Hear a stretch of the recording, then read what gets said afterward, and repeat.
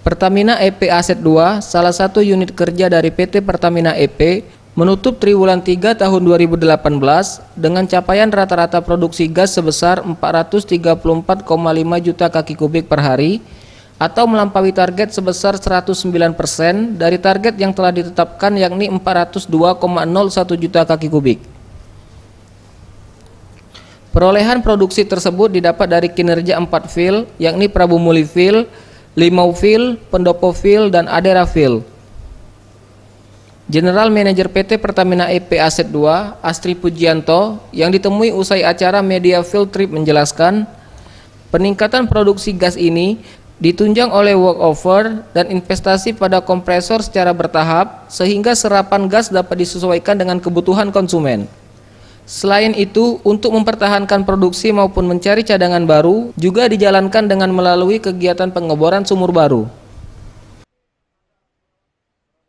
Kita punya dua target ya sebenarnya, target secara minyak dan juga target secara gas.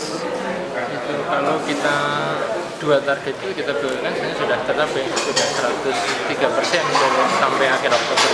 Dua-duanya 103%?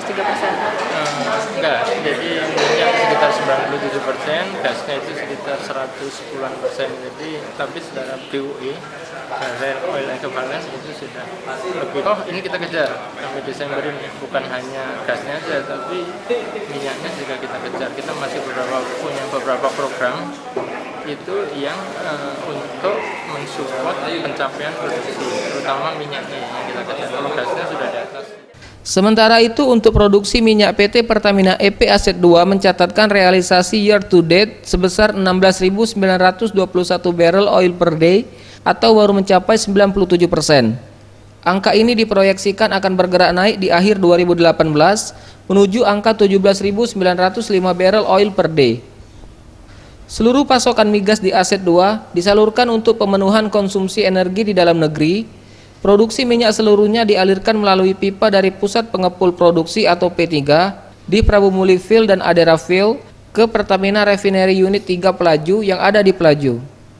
Sementara itu, untuk hasil gas langsung disalurkan ke konsumen yang ada di wilayah Sumbaksel dan Jawa, antara lain PT Pupuk Sriwijaya, PT El Nusa Prima Elektrika, Jaringan Gas Prabu Muli, Processing Plant PT Perta Samtan Gas, serta PT Perusahaan Gas Negara Persero Tbk.